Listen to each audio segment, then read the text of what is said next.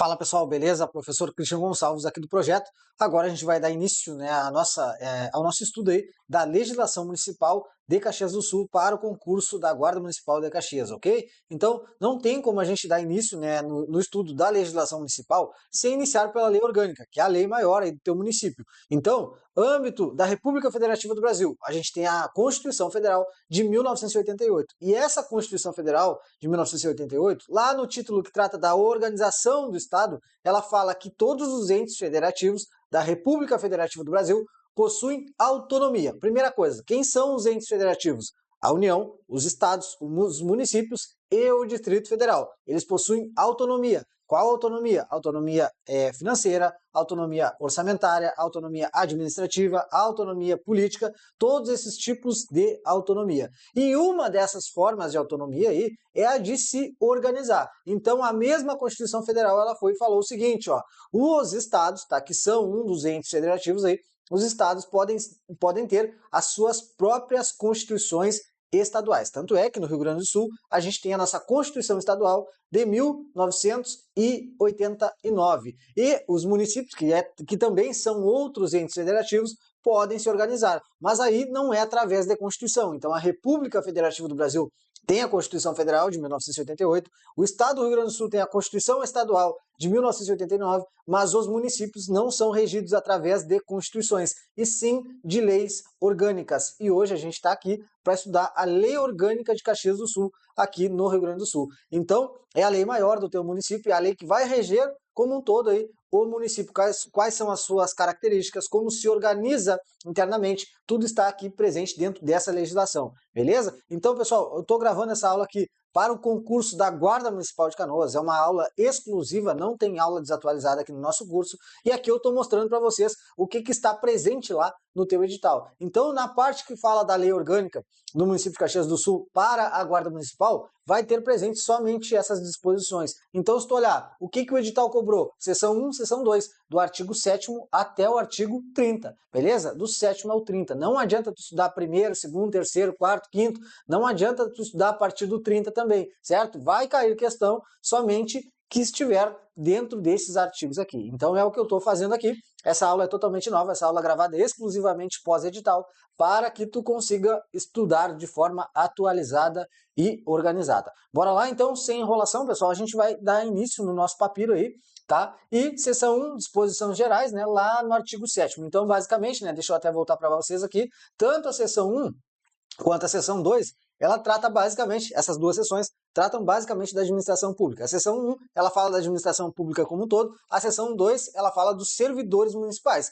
mas o servidor público, então também, querendo ou não, ela fala da administração pública. Tanto é que as duas seções estão dentro do capítulo 2, que fala a administração pública. Então, o edital não veio cobrando bens municipais, né, separação dos poderes, nada disso. Ela quer falar, né, na lei orgânica aí da administração pública. É isso que a gente vai ver agora. Então a gente começa lá pelo artigo 7º. Isso aí, pessoal. E aqui, o que seria interessante, né? Salvo engano, não está nem previsto no edital de vocês aí, salvo engano, mas acredito que não esteja previsto a Constituição Federal. Pelo menos olhando rápido ali, né?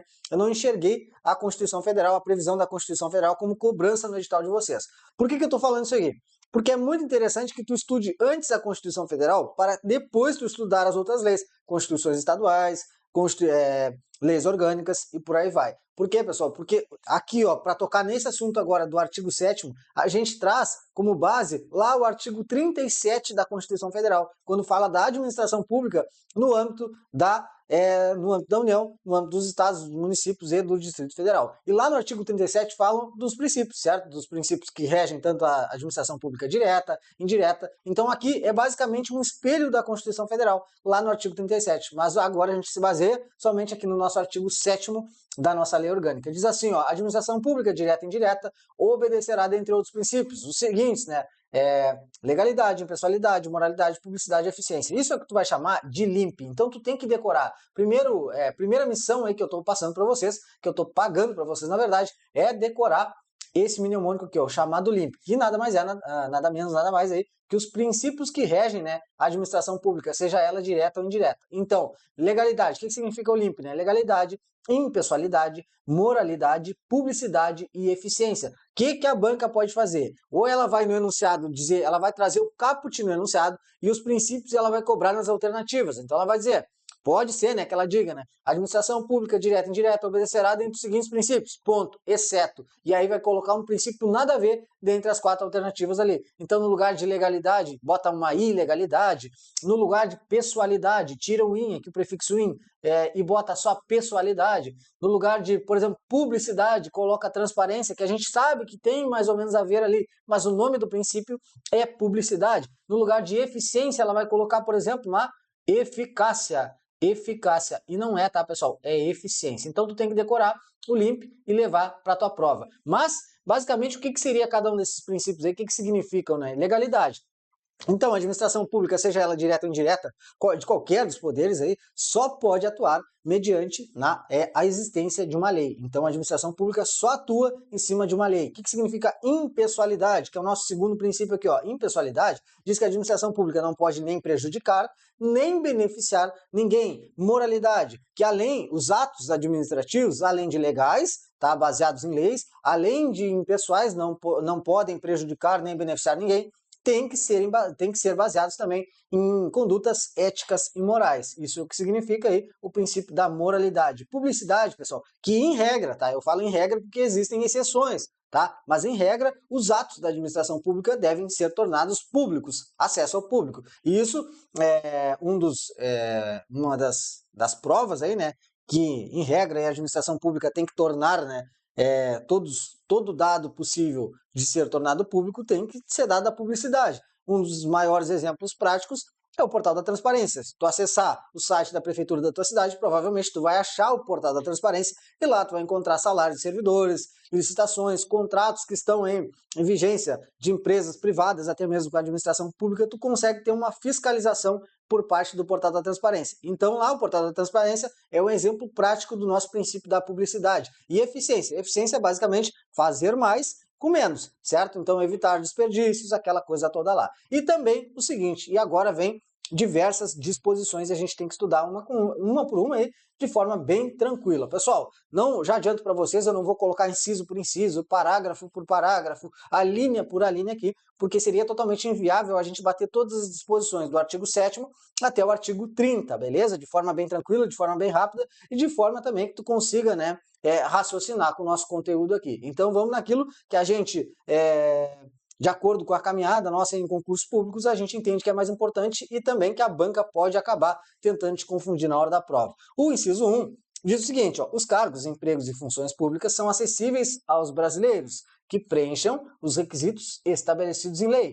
Qual requisito, pessoal? Estar em dia com as obrigações eleitorais, militares, não estar respondendo a processo criminal, não ter sido condenado, por exemplo, lá na esfera penal. Isso depende muito do cargo para o qual tu estás fazendo o concurso, tá? Porque diz assim, ó, que preencham os requisitos estabelecidos em lei. Qual lei? A lei que rege o teu cargo, ok? Assim como os estrangeiros na forma da lei. Então, se aparecer lá na questão que o estrangeiro, de forma alguma, pode ocupar um cargo público dentro da administração pública da cidade de Caxias do Sul, certo ou errado? Não, os estrangeiros podem ocupar sim, só que é na forma da lei. Ponto. Não tem mais o que tirar, nem que colocar. Segundo o inciso 2 aí, né? O inciso 2, ele traz uma dúvida muito importante, às vezes, do pessoal que nunca fez concurso público. Como é que eu entro num concurso público? Como é que eu ocupo um cargo público? Como é que eu invisto? Como é que eu tenho acesso a um cargo público, certo? Tem duas formas, vocês vão ver aqui. Ele diz o seguinte, ó, a investidura em cargo público, em cargo ou emprego público, depende de aprovação prévia em concurso. E esse concurso, ele pode ser assim, ó, concurso, ele pode ser de provas ou de provas e títulos. De provas e títulos, de acordo com a natureza e a complexidade do cargo ou emprego, na forma prevista em lei. Aí tá, pessoal, a gente para por aqui para estudar sobre o concurso. Olha só, o concurso pode ser de provas ou pode ser de provas e títulos. Exemplo de concurso de provas, o concurso da Guarda Municipal, ok? Aí de Caxias do Sul. Então, tu vai fazer o concurso, vai fazer a prova, na verdade, né? A prova teórica lá, tu vai fazer o TAF, vai fazer os exames médicos lá, todas as etapas são consideradas provas, certo? Então, é um concurso de provas. O que seria aqui, ó? Um concurso de provas e títulos. É aquele concurso que vai chegar a uma fase que vai ser dada a ti aí uma oportunidade de entregar os tais títulos. O que pode ser considerado título? Então, a gente puxa umas setas aqui, ó. Então, pós-graduação, se tu tem pós-graduação, pode ter daqui a pouco doutorado como pontuação lá nos títulos, né? Então, mestrado ou até outras faculdades, né? Outras graduações, por exemplo, tudo isso aí pode ser considerado título. E se o teu concurso é de prova de título, vai ter uma fase que tu vai poder entregar teus diplomas lá, cursos e especializações que tu fez, e esses cursos e especializações vão valer pontos naquele teu concurso, vão somar aos pontos das provas e aí vai chegar uma pontuação total lá. Então tem concurso de prova e título. Não existe concurso somente de título. Não existe concurso somente de título. Ou ele é de prova, ou ele é de prova e título, beleza? Só que aqui no final, ó, eu deixei para estudar agora com vocês, vou limpar aqui para não poluir tanto, diz assim, ó, sempre tem que ser com concurso. Não tem outra forma de entrar num cargo público que não seja através de concurso? Tem, pessoal, uma só. Aqui, ó, ressalvadas as nomeações para o cargo em comissão declarado de livre nomeação e livre exoneração. Então, o cargo em comissão é o famoso CC, que todo mundo conhece aí. Então, é basicamente um cargo de indicação política. Por exemplo, troca o chefe do Poder Executivo Municipal, troca todos os CCs. Por quê? Porque aquele CC é uma indicação política. O chefe do Poder Executivo, ele bota quem ele quiser, beleza? Então, geralmente, o que acontece? Troca o partido, todos os CCs saem fora. Aí, passa mais 4 anos, vem outro partido, ou 8, né? 4 ou 8 anos, vem outro partido, muda todos os CCs também. Por quê? Porque o CC é de livre nomeação, então o chefe do Poder Executivo lá, por exemplo, bota os dele lá para dentro, e ele é de livre nomeação, exoneração também. Mudou o prefeito, mudou o partido, corre todos aqueles CCs lá, porque ele é de livre nomeação e livre exoneração. Ele não vai ser organizado em carreira, ele não vai adquirir estabilidade, certo? Ele é de livre nomeação e também exoneração.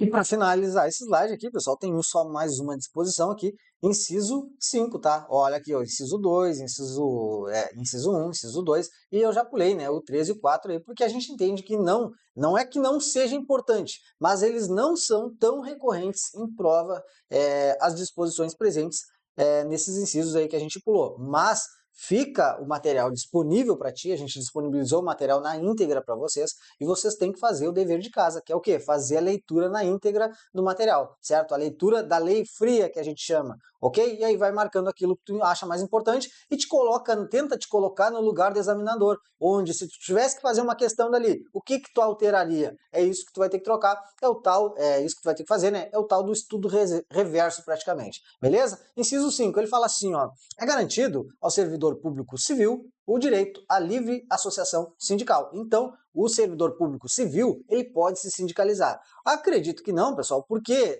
em âmbito municipal a gente não tem militares, assim como a gente tem militar federal e a gente tem militar estadual, âmbito municipal a gente não tem militar. Então, provavelmente a banca não vai trocar aí, ó. É garantido ao servidor público militar, tá? Mas se ela colocar militar, tu sabe que está errado. Militar não pode se sindicalizar, militar só pode se associar. Mas o servidor público civil, sim, pode se sindicalizar. Beleza? Vamos adiante, então. Próximo aí, pessoal. Próxima disposição sobre administração pública fala sobre os vencimentos, certo? Os vencimentos dos cargos do poder legislativo, legislativo, não poderão ser superiores aos pagos pelo poder executivo.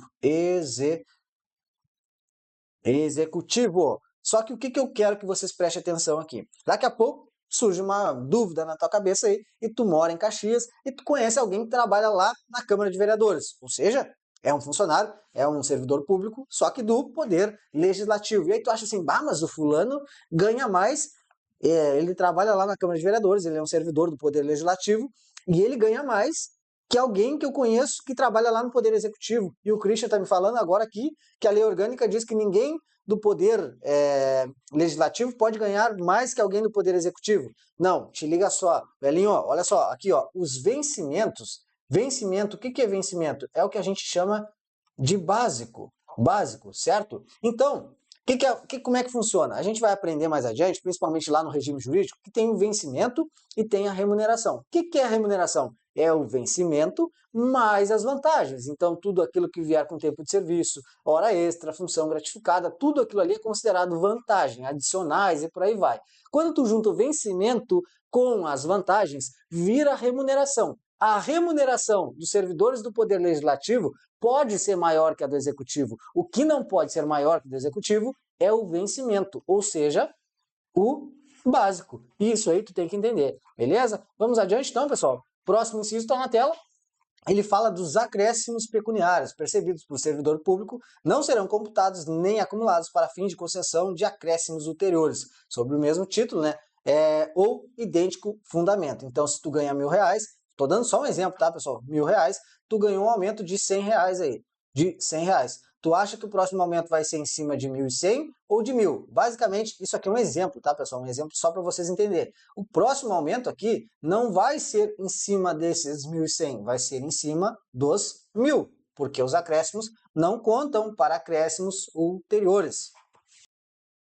Deixa eu passar aqui, próxima disposição para vocês. Fechamos a parte dos acréscimos e agora eu trouxe uma questão aqui para vocês, uma perguntinha aí, que provavelmente não vai aparecer dessa forma aqui, né, lá na hora da prova. Olha só, pessoal, estou de jaqueta aqui, Pelotas está fazendo muito frio aí, não sei quantos graus, mas está frio mesmo, certo? Eu não tenho ar-condicionado aqui onde eu gravo as aulas, fica lá em outra peça e eu tive que botar uma jaqueta aqui porque tá ruim de gravar de camiseta, beleza? Mas vamos lá, olha só. Tá na tela aí uma pergunta para vocês. É possível fazer concurso para 2 cargos e exercê-los ao mesmo tempo? É possível fazer concurso para 2 cargos e exercer esses 2 cargos? A resposta é sim ou não. É vedado ou é permitido? Pessoal, a resposta é o seguinte, ó, vedado. É vedado. Em regra, é vedado a acumulação, é vedada a acumulação de cargos públicos. Isso a gente vai ver no próximo inciso, que ele fala assim, ó, é vedada a acumulação remunerada de cargos públicos. Mas tem exceção? Tem. E são 3 exceções, exceto quando houver compatibilidade de horários. Então, nessas 3 exceções, tu vai ter que levar em consideração o quê? Um negócio, ó, que pode parecer outra coisa, mas é um relógio. Então, tem que ter compatibilidade de horários e somente nestes 3 casos. E agora a gente vai ver um por um deles. Então, eu já vou fazer um resuminho aqui para vocês, para não ficar enrolando muito, porque a gente não tem muito tempo, né, pessoal? Então, quais os cargos que tu pode acumular? 2 de prof, né, 2 de professor. Outra possibilidade, 1 de professor com mais 1 de técnico. Deixa eu colocar aqui, técnico ou científico. E a última possibilidade é 2 de profissionais da área da saúde, né? Saúde com profissões regulamentadas, tá? E aí o que pode acontecer? O que a banca pode tentar fazer com vocês aí na hora da prova, pessoal? Ela pode tentar jogar aqui em cima dessas possibilidades. Ela pode tentar dizer que tu poderia, né, acumular 1 de professor com 1 da saúde, ou, por exemplo, 1 da saúde com 1 técnico científico. E aí, não, pessoal, é 2 de professor, ou 1 de professor com técnico científico, ou 2 da área da saúde.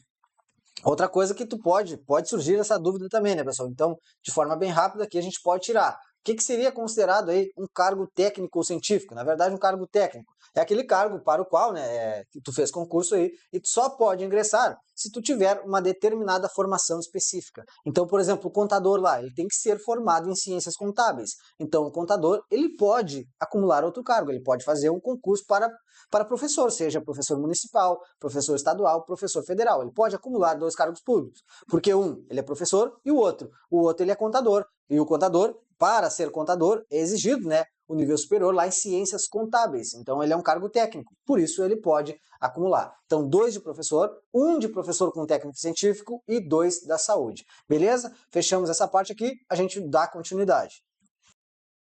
Tá na tela para vocês então, pessoal. Próximo inciso, inciso 11, ele fala da estabilidade.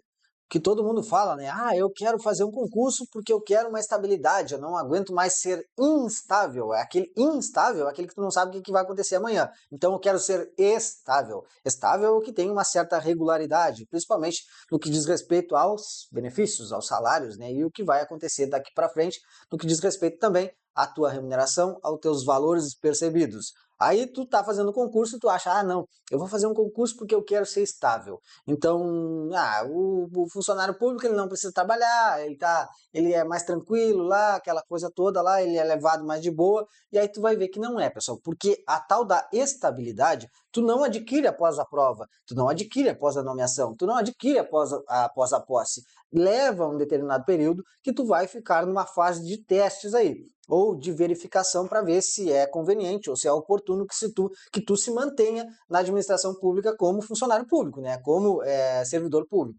E esse período é chamado de estágio probatório. Então, tu só vai ser estável. O que significa ser estável? Que tu não pode ser mandado embora de qualquer forma. Só tem 3 formas, lá segundo a Constituição Federal, de tu ser mandado embora após a estabilidade. Praticamente é só se tu fizer uma cagada muito grande, tá? Mas antes desses 3 anos, durante o período de estágio probatório, qualquer avaliação pode te exonerar, certo? Então, quando que tu adquire a estabilidade? Não é a partir do momento que tu passa no concurso, é somente após os 3 anos, certo? Então diz aqui, ó, são estáveis após os 3 anos de efetivo exercício os servidores municipais nomeados para cargo de provimento efetivo em virtude de concurso público. E aí eu te pergunto, o CC passou 3 anos, ele vai se tornar estável ou não? Não, porque ele não faz concurso. Então tem o provimento efetivo e tem o provimento em comissão. O provimento em comissão, ele pode, ou seja, o cargo em comissão, ele pode ficar 30 anos na administração pública e nenhum partido trocar ele lá, porque ele é uma pessoa muito boa no que faz. Ele não vai ser estável, ele vai ter alguns direitos, a gente vai ver mais para o final da nossa aula aqui,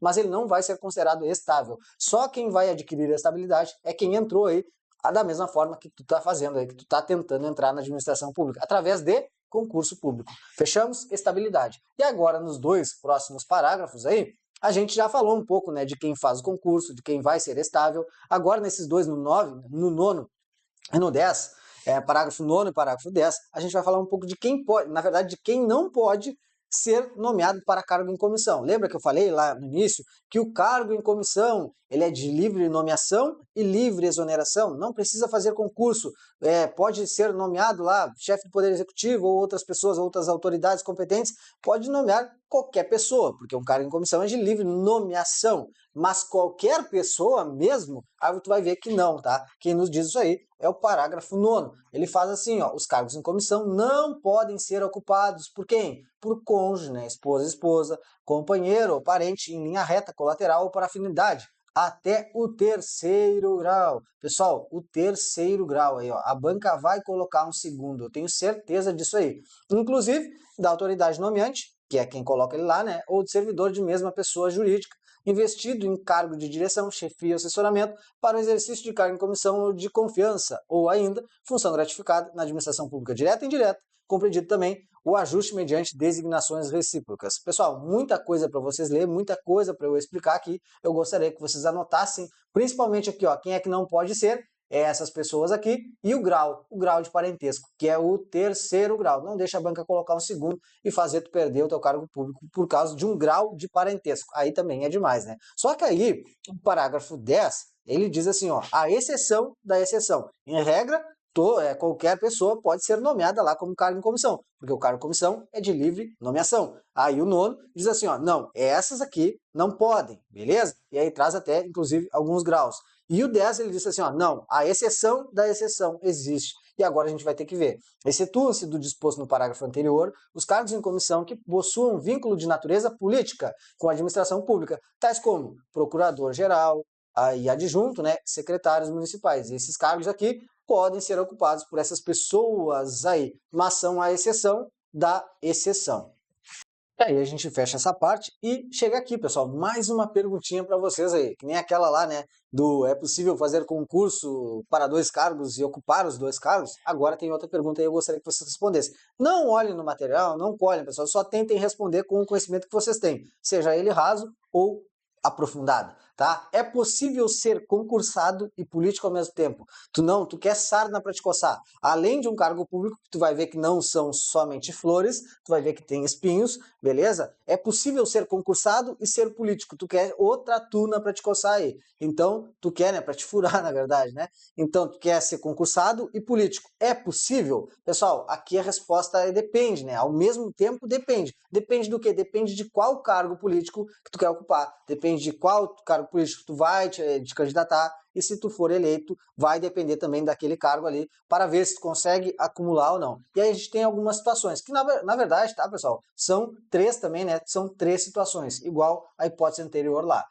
Artigo 8º que nos diz, né, a servidor em exercício de mandato eletivo, ou seja, foi eleito, aplicam-se as seguintes disposições, tratando-se de mandato eletivo federal, estadual, municipal, ou seja, presidente da República, senador, governador, tá, estadual, aqui o municipal, até mesmo municipal, ficará afastado do seu cargo, emprego ou função. Então liga o F de federal lá no F de ficará. 2. Investido no mandato de prefeito, será afastado do cargo, emprego ou função, sendo-lhe facultado, na verdade, optar pela sua remuneração. Como assim, pessoal? Sendo facultado optar pela remuneração? Sim, se ele ganhar, por exemplo, mais lá no cargo que ele exerce lá, como concursado, na verdade, né? Que ele fez o concurso e ele ganha muito bem num cargo, mas ele quer que saia para se coçar, ele se candidatou a prefeito e se elegeu. E ele quer seguir ganhando naquele cargo lá, porque o cargo dele, para o qual ele fez concurso, ganha mais, ele pode ficar com aquela remuneração. Mas, se prefeito ganha mais, tá?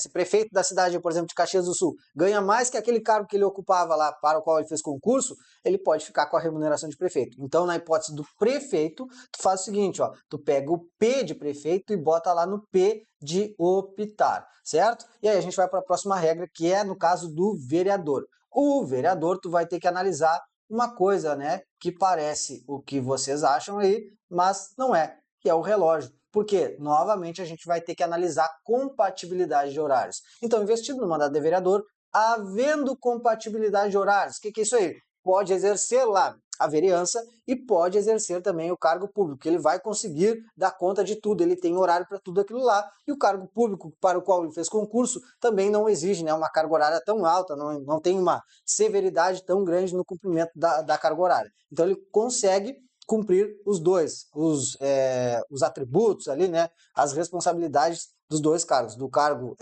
para o qual ele fez concurso e do cargo eletivo. Perceberá as vantagens do seu cargo, emprego ou função, sem prejuízo da remuneração do cargo eletivo. Então, havendo compatibilidades, ele recebe pelo mandato eletivo e recebe pelo cargo para o qual ele fez concurso, certo? Ele consegue acumular. Mas, se não houver a compatibilidade, vocês vão ver que ele vai para a regra do perfeito. Ou seja, ele vai ter que optar. Se ele não tiver compatibilidade de horários, ou seja, não é possível cumprir as duas tarefas, ele vai ter que optar. Pelo quê? Pela remuneração de vereador ou pela remuneração do cargo que ele exercia anteriormente.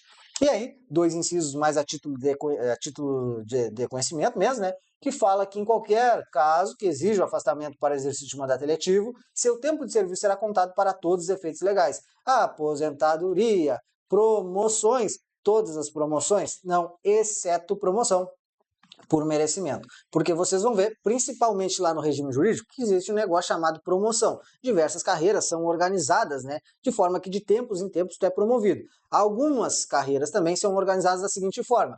Por exemplo, tem promoção por antiguidade e tem promoção por merecimento, beleza? Então vai 50% por antiguidade, 50% por merecimento. Tu pode ser promovido, se tu tá lá no concursado determinado cargo, tu pode ser promovido para a próxima classe, por exemplo, lá, tu pode ser promovido. Qualquer tipo de promoção? Não, a promoção por merecimento não. Por antiguidade tu vai ser. O teu tempo continua contando para tudo, exceto para a promoção por merecimento. E aí o último inciso, ele fala que para efeito do benefício previdenciário, ou seja, se tu te aposentar ou acontecer algum acidente contigo que tu tenha que te encostar, tá? No caso do afastamento, os valores serão determinados como se no exercício estivesse. Então, se tu tem, por exemplo, o IP, mesmo que tu esteja lá como político, tu vai ficar afastado ou até mesmo aposentado lá pelo IP. Tu continua como se no exercício tu estivesse. Agora, passei aqui, deixa eu ver, aí, chegamos. Mas, pessoal, tudo aquilo ali que eu falei anteriormente se resume a essa tabelinha aqui. Então, depende, né? Depende, tu consegue ser concursado e ao mesmo tempo exercer um mandato eletivo? Depende, tá? E aí tu tem que ver, ó, se o cargo eletivo, se o mandato eletivo lá é federal, tá? Opa, sumiu a minha caneta, aqui. Se é federal, estadual, municipal, tu ficará afastado. O que tu tem que lembrar? Pega o F do federal e liga lá no ficará afastado. Se for um mandato eletivo de prefeito, aí tu pega o P e bota para cá, porque tu será afastado e vai optar pela remuneração. Remuneração de quem? Do cargo, tá? Para o qual tu fez concurso, ou a remuneração de prefeito. Geralmente tu vai escolher a menor, né? Porque tu é uma pessoa que tem condutas éticas e morais, então tu vai tirar menos dinheiro da administração. Tô de sacanagem, óbvio que tu vai pegar a que for maior. Geralmente é de prefeito, né? Mas tem muito cargo aí que ganha mais que prefeito, tá, pessoal? Porque tem muitas vantagens já adquiridas, certo? Direitos adquiridos.